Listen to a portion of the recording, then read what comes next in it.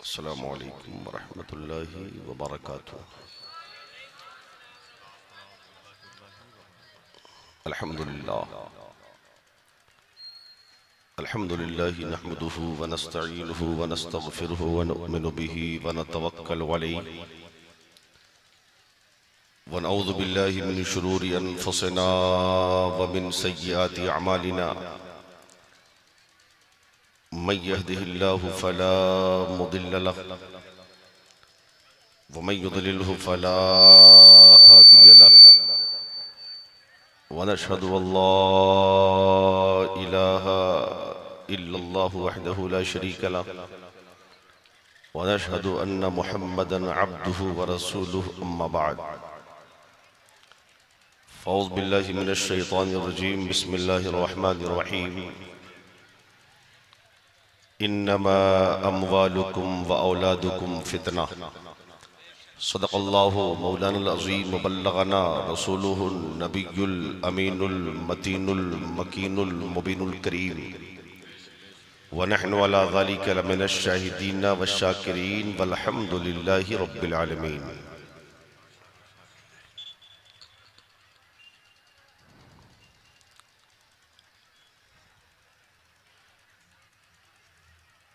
सलेमपुर वालों की किस्मत है ये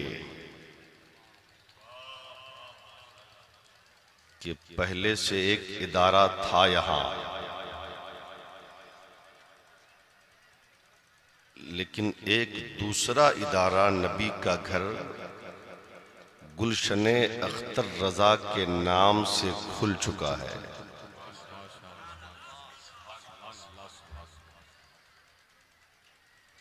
लेकिन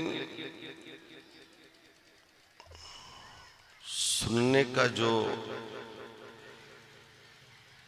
आपका अंदाज है, आपकी रवायत है, उससे बहुत दूर जा रहे हैं। ऐसा नहीं है कि सिर्फ मुहर्रम में ही तकरीर सुननी चाहिए। मुहर्रम के अलावा भी तकरीर सुनना पढ़े तो सुनिए, चाहे मुहर्रम हो चाहे मुहर्रम के अलावा हो। हर तकरीर के जरिए मुस्तफ़ा का पैगाम नबी के गुलामों तक पहुंचाया जाता है। समझ रहे हैं?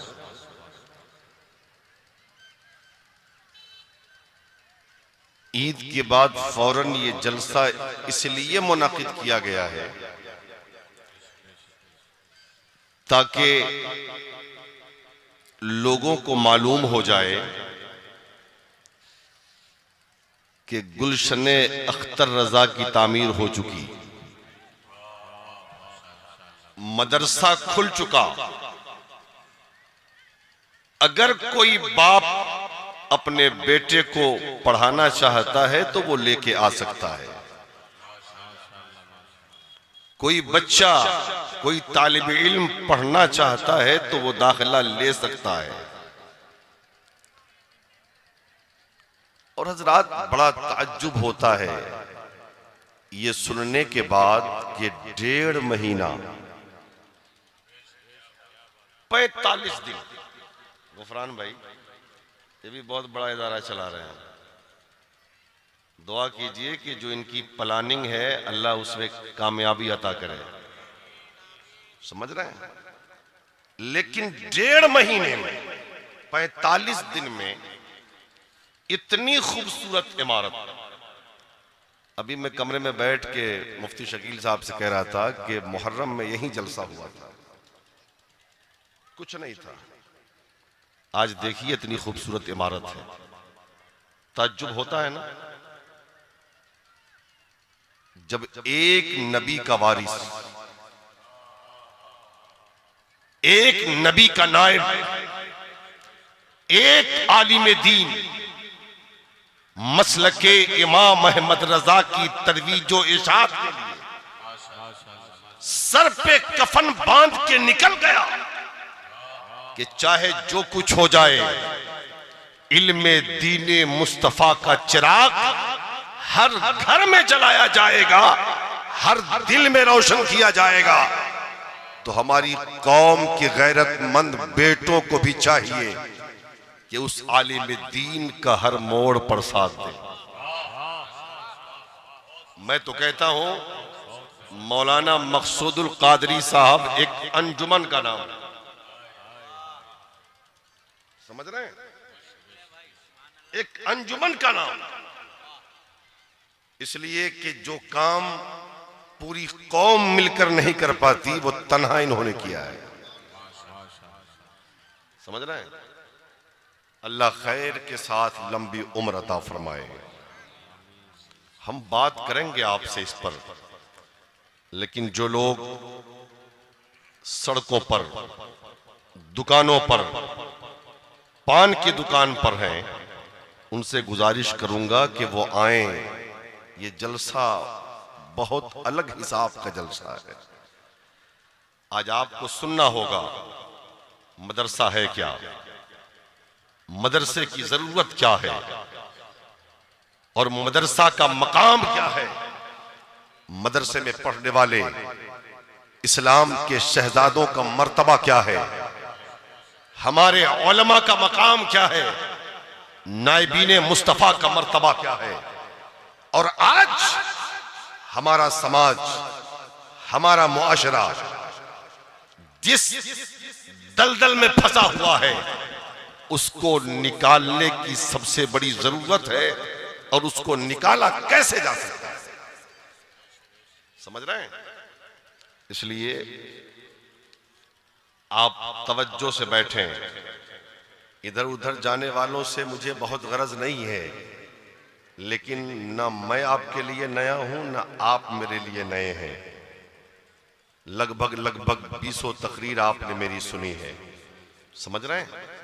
आज थोड़ी देर कुछ दूसरी बातें हम कर लें जो हमारी जिंदगी के लिए जरूरी है, शायद कि जो सुनाया नहीं जाता आपको या जिस चीज से आप वाकिफ नहीं हैं। आइए सबसे पहले सारी कायनात के मरकज अकीदत गयासे दारैन मोतिये कौनैन जनाब मोहम्मद रसूलुल्लाह सल्लल्लाहु ताला अलैहि वसल्लम की बारगाह बेकस पनाह में हदिये दुरूद पाक पेश करें।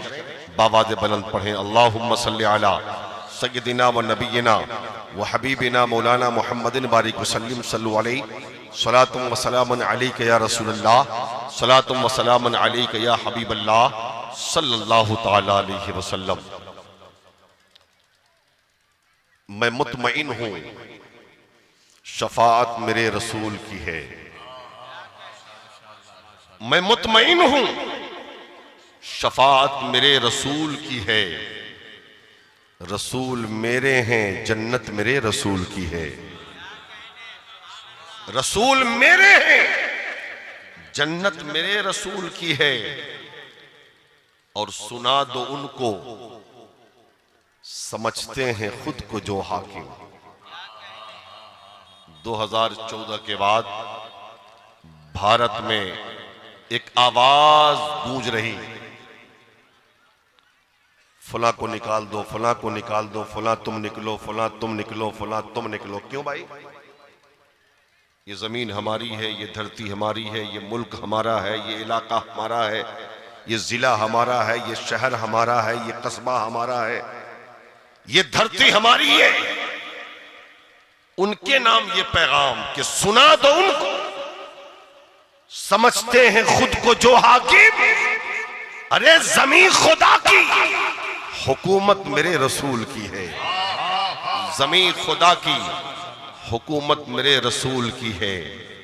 रसूल मेरे हैं, जन्नत मेरे रसूल की है। और यहां पर अपने पराये में कोई फर्क नहीं।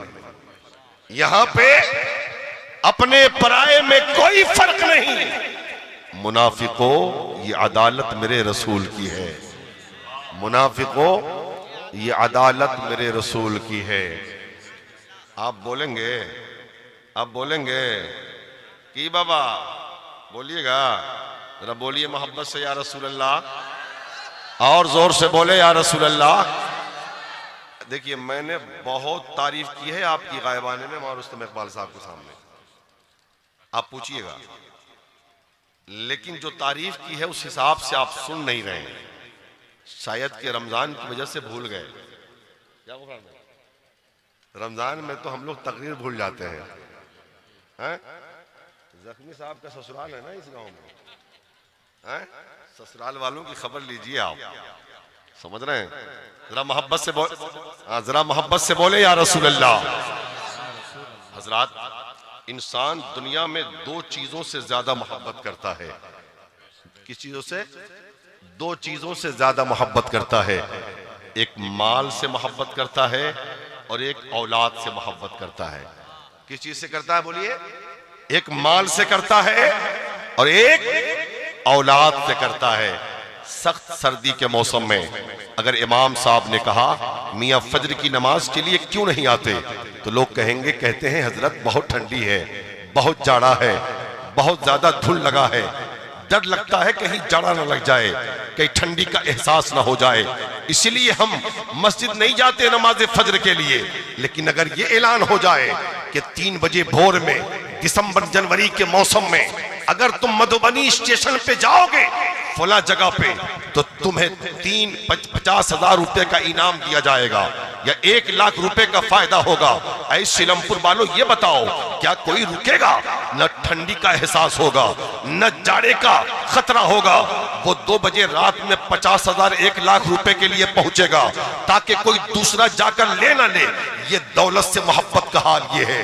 दौलत से मोहब्बत का हाल ये, इंसान दौलत जमा करने के लिए दिन से लेकर सुबह से लेकर शाम तक कोशिश करता है, शाम से लेकर रात तक कोशिश करता है। न जाड़ा देखता है, न गर्मी देखता है, न बरसात देखता है, न दिन का उजाला देखता, न रात की तारीकी देखती है, बल्कि सुबह से लेकर शाम तक कोशिश करता है ताकि मैं अमीर बन जाऊं, मैं पैसे वाला बन जाऊं, अपने पास मकान हो, अपनी गाड़ियां हो, अपने पास बैंक बैलेंस हो, सोने चांदी के भरमार हो, एक नहीं कई सारे प्लॉट हो। इस तरीके इंसान जब कोशिश करता है, एक बिल्डिंग बनाता है, एक बिल्डिंग खरीद लिया, दूसरे की तमन्ना रहती है, दूसरी खरीद लिया, तीसरे की आरजू रहती है, तीसरी खरीद लिया, चौथे की आरजू रहती है, चौथी खरीद लिया, पांचवे की तमन्ना रहती है। उसके बाद गाड़ियों का नंबर आता है, एक गाड़ी खरीदा, दूसरी गाड़ी की आरजू है, दूसरी खरीद लिया, तीसरी की आरजू है, तीसरी खरीद लिया, चौथे की आरजू है, चौथी खरीद लिया, पांचवे की आरजू है। ऐसे ही जब प्लॉट खरीदने पे आता है, कोशिश करके एक खरीदा, लालच बढ़ती चली गई, दूसरा खरीदा, तीसरा खरीदा, चौथा पांचवा खरीदा। उसके बाद वो अपने आप को अमीर कहता है, अपने आप को दौलत वाला, अपने आप को पैसा वाला, और पैसा वाला कहने के बाद दावा करता है मियां देखो ये बिल्डिंग हमारी है, ये जमीन हमारी है, ये प्लॉट हमारा है, ये जमीन का रकबा हमारा है, ये गाड़ियां हमारी है, ये कोठियां हमारी है। अब औलाद का मामला ये है, औलाद कैसी भी हो, अगर बेटा लंगड़ा भी है फिर भी माँ बाप की आंखों का तारा है, अगर औलाद लूली भी है फिर भी माँ बाप का राज दुलारा है, औलाद अगर अपाहिज भी है फिर भी माँ बाप के बुढ़ापे का सहारा है। तो इंसान औलाद पे फख्र करके कहता है ये बेटा हमारा है, ये बेटी हमारी है। लेकिन मुसलमानों आओ जरा हम कुरान से पूछते हैं, ऐ कुरान, जिस माल को तुमने और हमने अपना माल कहा और जिस औलाद को हमने अपनी औलाद कहा, ऐ कुरान बता उस माल की हकीकत क्या है, उस औलाद की हकीकत क्या है? तो कुरान कहता है अरे जिस माल को तुमने अपना माल कहा है ये माल भी तुम्हारे लिए इम्तिहान है, और जिस औलाद को तुमने अपनी औलाद कहा है ये औलाद भी तुम्हारे लिए इम्तिहान है।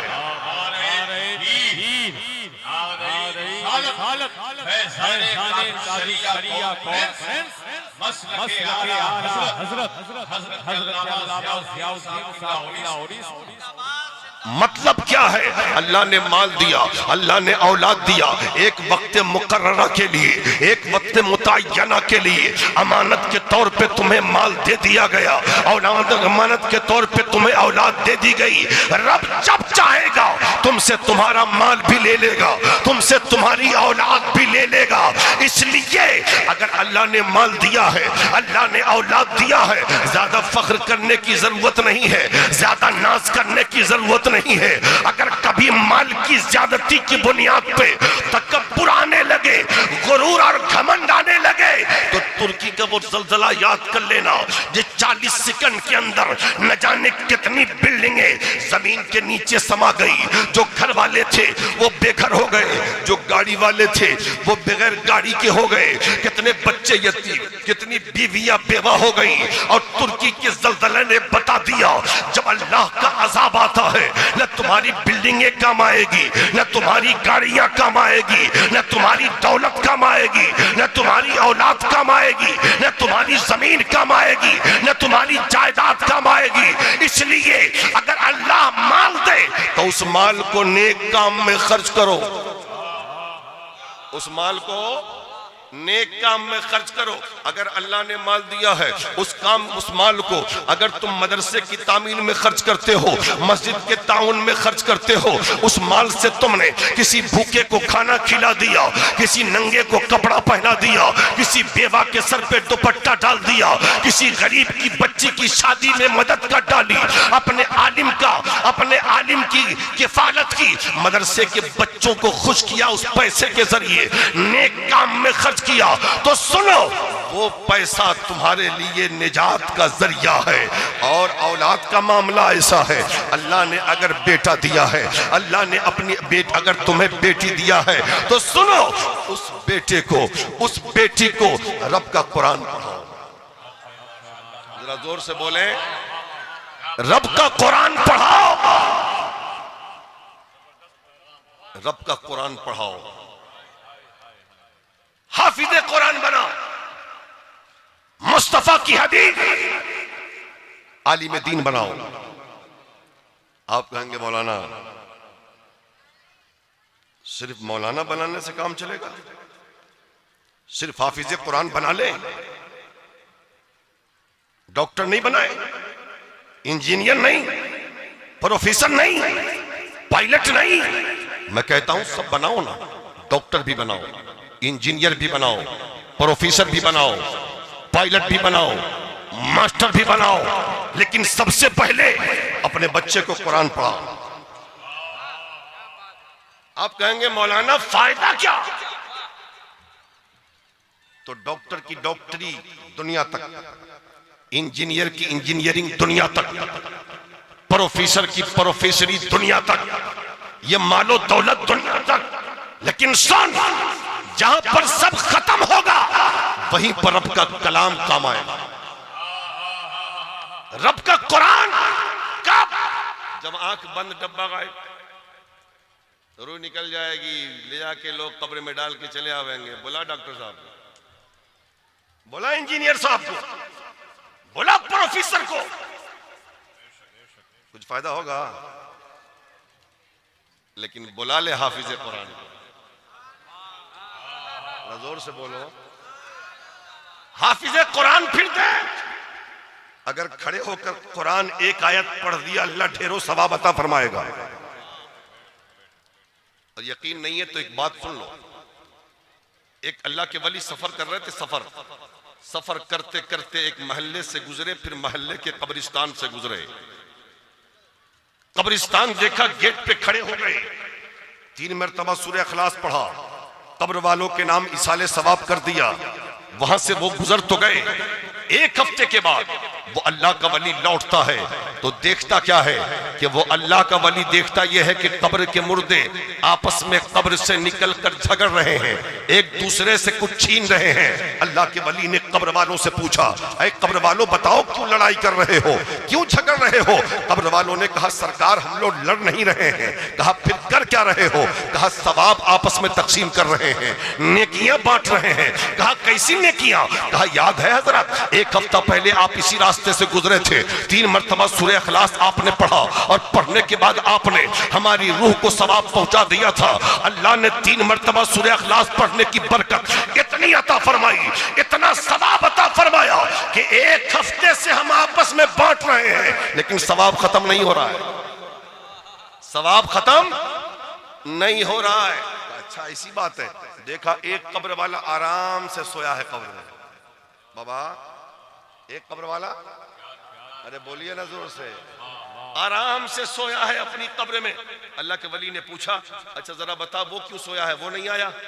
कहा हुजूर वो एक दिन भी नहीं आया, एक दिन भी सवाब लेने नहीं आया। जख्मी साहब एक दिन भी नहीं। अच्छा जरा पूछो क्यों नहीं आया, उसे सवाब की जरूरत नहीं।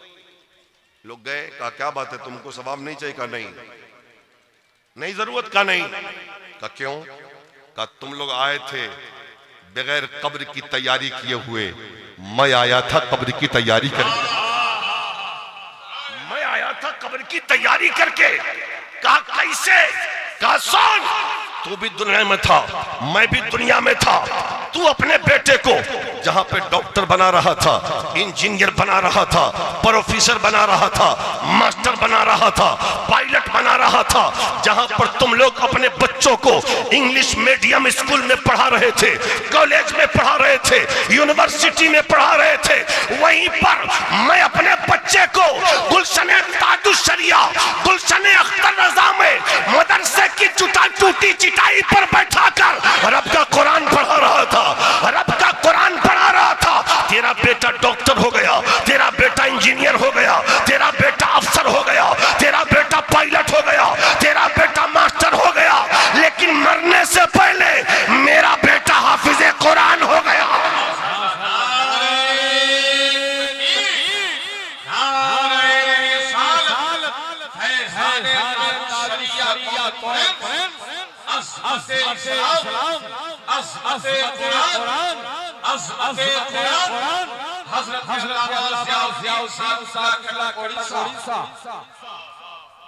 मेरा बेटा हाफिज कुरान हो गया, मेरा बेटा हाफिज कुरान। मैं मरा तो मैं अपने बेटे को हाफिज कुरान बना के मरा। अब जिसका फायदा मुझे यह मिल रहा है कि इसी शहर में फला जगह पे मेरे बेटे का एक होटल है। मेरा बेटा मस्जिद में इमामत नहीं करता, मदरसे में पढ़ाता नहीं। आज मेरी कौम का हाल यह है कि कोई आलिम, कोई हाफिज कुरान, कोई कारी कुरान अगर बिजनेस कर ले, तिजारत कर ले, दुकान कर ले, तो ये कौम कहती है कि मौलवी साहब को क्या हो गया है, इसे मस्जिद मदरसा में रहना चाहिए, इसे दुकान चलाने की जरूरत क्या है? ये पढ़ा था क्या दुकान करने के लिए? ये पढ़ा था क्या बिजनेस करने के लिए? या पढ़ा था दुकानदारी करने के लिए? मैं तुमसे कहना चाहता हूँ, मैं उन उलमा को मुबारकबाद पेश करता हूँ जो बिजनेस करते हैं, जो तिजारत करते हैं, जो कारोबार से जुड़े होते हैं। मैं अपने मौलवियों से कहता हूँ कि खुद कफील बनो, अब चंदा लेने वाले ना बनो, बल्कि कौम को चंदा देने वाले बनो। और जो लोग कहते हैं कि मौलवियों को सिर्फ मदरसा मस्जिद में रहना चाहिए, मैं कहता हूं अगर मुमकिन हो ना, मदरसे मस्जिद के चक्कर में मत पड़ो, तिजारत करो, बिजनेस करो, खूब पैसे कमाओ। आप कहोगे मौलाना तब तो ऐसे सब मौलाना जब तिजारत में जुड़ जाएगा, मस्जिद में इमामत कौन करेगा, मदरसे में कुरान को पढ़ाएगा, मदरसे में हदीस क्यों पढ़ाएगा? तो मियाँ हम इतने बेवकूफ़ नहीं है कि मदरसे में ताला लगवा दें, हम इतने बेवकूफ़ नहीं है कि मस्जिद में ताला लगवा दें।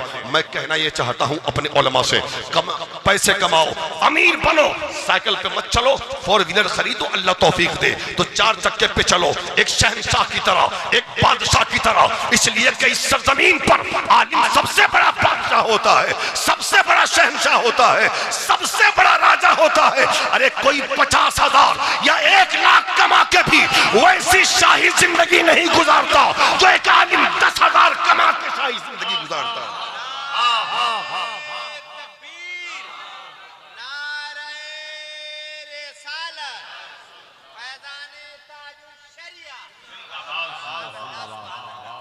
लेकिन एक बात जान लो,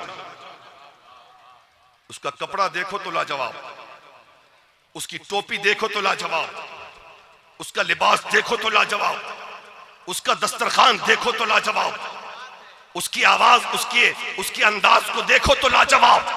लेकिन मेरी कौम ये तंग नजर है। तो मैं कह रहा था कि उलमा से पैसे कमाओ, और नई नस्ल के फारिगीन से कहता हूं जब कोई मुझसे कहता है ना कि हजरत जगह देख लीजिए, मैं कहता हूं कि 12 साल पढ़ने के बाद तुम 5000 में कौम की गुलामी करोगे। तुम मुस्तफा के गुलाम हो, कौम के गुलाम नहीं। कौम के रहबर हो तुम, कौम के रहनुमा हो तुम, कौम के पेशवा हो तुम। इमाम पेशवा होता है, इमाम रहनुमा होता है, इमाम रहबर होता है, इमाम मुक्तदा होता है, इमाम सरदार होता है। अब सुनो, आप कहोगे सब तिजारत करेंगे तो बिजनेस, तो इमामत कौन करेगा? तो मैं अपने उलमा से कहता हूं ना, बिजनेस करो और अपनी मोहल्ले की मस्जिद में फ्री में नमाज पढ़ाओ, फ्री में नमाज पढ़ाओ। अल्लाह तौफीक दे, वक्त आए तो 2 घंटा सुबह में बच्चों को कुरान पढ़ाओ। तिजारत भी होगी, दीन की खिदमत भी होगी। समझ रहे हैं ना? और रही बात तिजारत करने का, सबसे बड़ा अगर किसी को हक है तो वो मौलाना लोगों को, इसलिए कि एक आलिम तिजारत करेगा तो तिजारत करना मुस्तफ़ा की सुन्नत।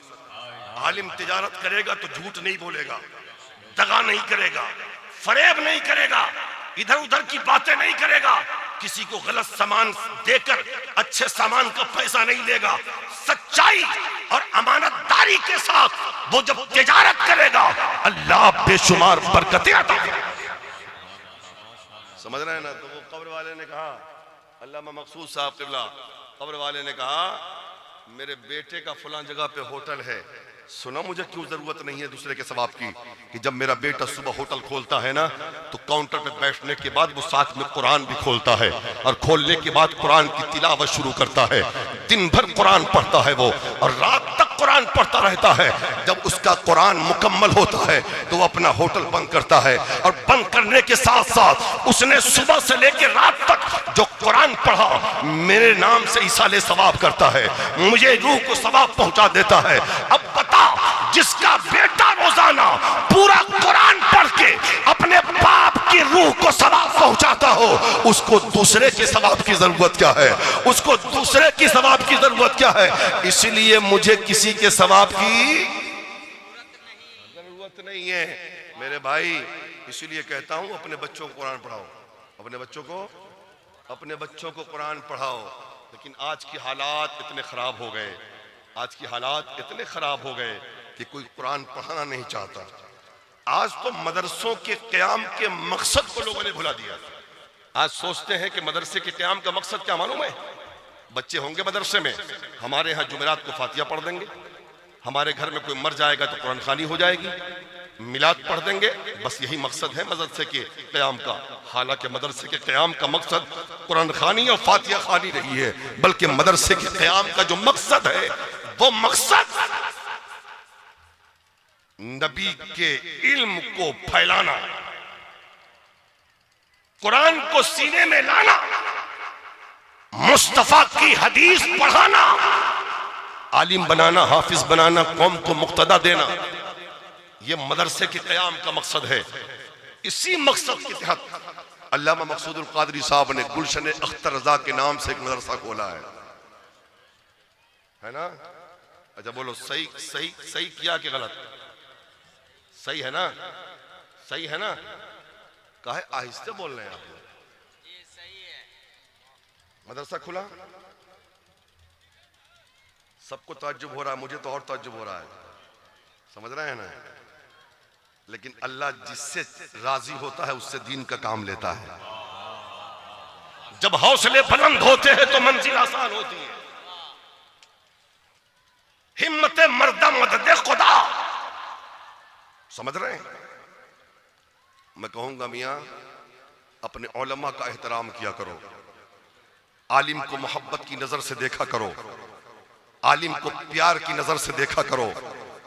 आज किसी आलिम की टूटी चप्पल देखकर उसको नजर हिकारत से मत देखना, किसी आलिम का बिखरा हुआ बाल देख के नजर हिकारत से मत देखना, किसी आलिम के फटे पुराने कपड़े देखकर नजर हिकारत से मत देखना।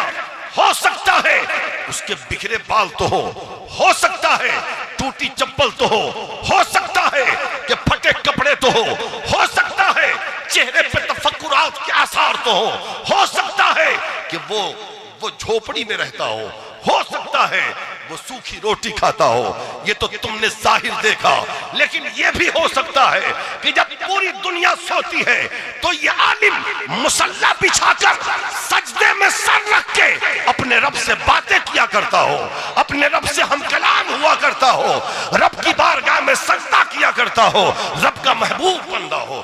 तुम्हें क्या पता? इसलिए सिर्फ जलवत देखकर काम मत करना, समझ रहे हैं ना। लेकिन हजरात एक बात सुनो, अपने बच्चे को doctor, engineer, professor, pilot, master सब बनाइए, लेकिन साथ साथ अपने बच्चे को दीनदार भी बनाइए। अपने बच्चे को दीनदार क्या बनाइए? दीनदार बनाइए। घर में लाइए दीन।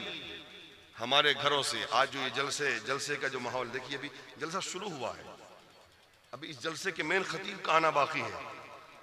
ऐसा नहीं कि लोग घर चले गए। देखिए सड़कों पर इन्हें पता नहीं है कि जलसा क्या है, तफरीक का अड्डा बना लिया इन लोगों ने, समझ रहे हैं ना।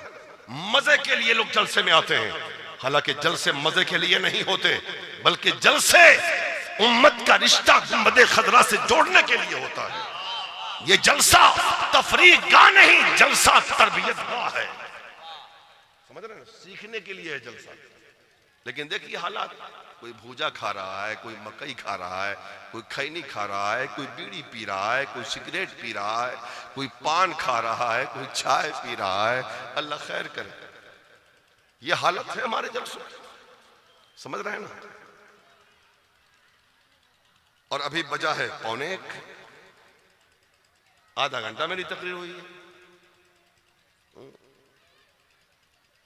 मेरे भाई, आज हमारी हालत क्या है?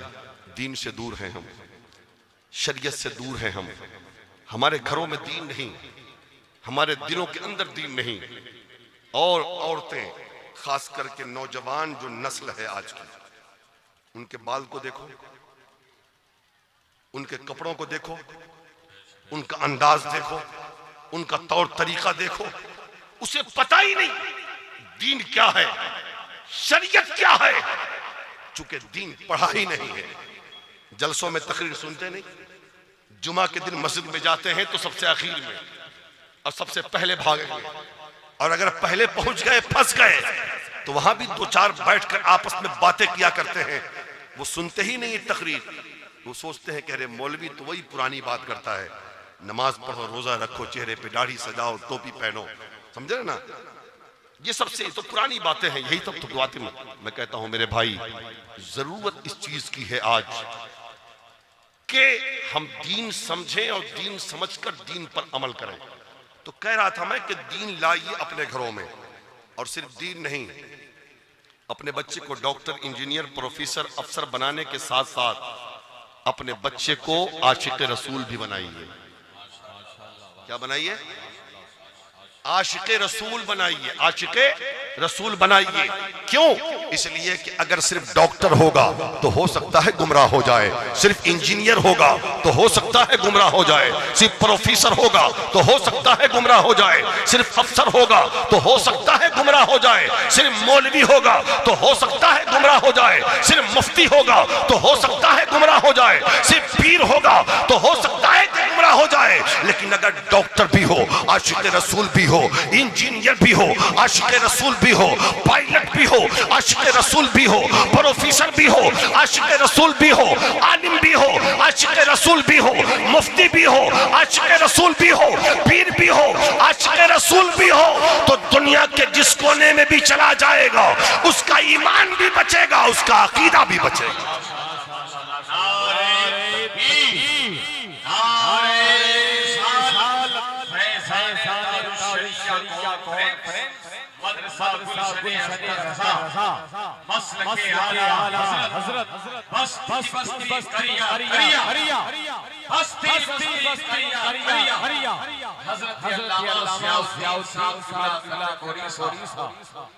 हज़रात मैं कह ये रहा था आशिक रसूल बनाइए, आप कहेंगे मौलाना आशिक रसूल बनाने का नुस्खा क्या है, आशिक रसूल बनाने का तरीका क्या है। आप आइए अल्लामा मकसूदुल क़ादरी साहब के पास, आइए कारी फजलुर रहमान ज़ख्मी साहब के पास, आइए मौलाना रुस्तम इक़बाल निज़ामी साहब के पास, आइए महबूब ज़फ़र दहलवी साहब के पास, पूछिए कि आशिक रसूल बनाने का तरीका क्या है। इन उलमा से पूछिए कि हजरत बताइए कैसे आशिक रसूल बना जाता है, तो ये कहेंगे अपने बच्चों को नबी पर दुरूद पढ़ना सिखाओ। जब बच्चा थोड़ा अक्लमंद हो जाए ना, अपने बच्चे को अपने पास बैठाओ और बिठाने के बाद कहो बेटा अल्लाह सबसे बड़ा है और ज़ाते खुदाबंदी के बाद सबसे बड़ी ज़ात है हमारे आका की, मदीने वाले की। और सुन लो, जो बच्चा या जो बूढ़ा या जो मुसलमान मुस्तफ़ा पर दिल से दुरूद पढ़ा करता है, अल्लाह की बेशुमार रहमतें उस बंदे पे नाजिल हुआ करती हैं। अगर जिंदगी में बहार चाहते हो, अगर हमेशा खुशी चाहते हो, अगर बरकतों का नुज़ूल चाहते हो, अगर जिंदगी में तरक्की चाहते हो, मुस्तफ़ा पर दरूद पढ़ो। जब मुस्तफ़ा पर दरूद पढ़ोगे तो मुस्तफ़ा तुमसे मोहब्बत करेंगे। अल्लाह अल्लाह जब ये समझाओगे ना तो वो दुरूद पाक का आदी होगा। जब बेटा दुरूद पाक का आदी होगा तो उसका सीना मुस्तफ़ा का मदीना होगा, वो जवान हो जाएगा। तुम मर के कब्र में चले जाओगे, लेकिन देखने वाली दुनिया कहेगी ये नबी का सच्चा आशिक जा रहा है, ये फला का बेटा है जिसने इश्क का डंका बजाया है, इश्क की बहारें लुटाई है। आशिक रसूल बनाओ, आशिक रसूल बनाओ। बात आई है आशिक रसूल बनने की और बात आई है दुरूद पाक की। चंद मिनट की मेरी छोटी सी बात मुलाहिजा कर ले, हो सकता है कि समझ में आ जाए। मेरी माँ बहनों आप भी सुनो, आपको भी तकरीर सुनना चाहिए और आपको भी तकरीर सुनकर उस पे अमल करना चाहिए। घरेलू काम तो अपनी जगह पे, बच्चों की तरबियत अपनी जगह पे, बच्चों की परवरिश अपनी जगह पे, शौहर की खिदमत अपनी जगह पे, घर का काम अपनी जगह पे, लेकिन तू भी खुदा की बंदी है, मुस्तफा की उम्मत है। तुझे भी नमाज पढ़ना होगा, तुम्हें भी रोजा रखना होगा, तुम्हें भी मुस्तफा पर दुरूद और सलाम का नजराना पेश करना होगा। इसलिए कि तुम भी चाहती हो कि हम जन्नत में जाएं, तो कनीज़े फातिमा बनकर दुनिया में जिंदगी गुजारना होगा। हज़रात एक दुरूद शरीफ की किताब है जिस किताब का नाम दलाइलुल खैरात शरीफ है। क्या है? जरा जोर से बोलें। दलाइलुल खैरात शरीफ है।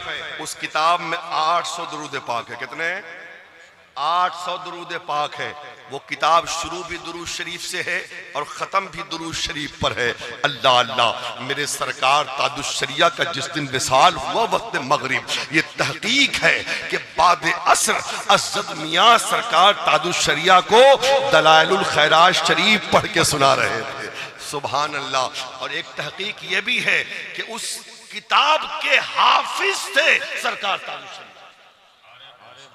उस किताब के हाफिज थे गुफरान भाई सरकार ताजुश्शरिया।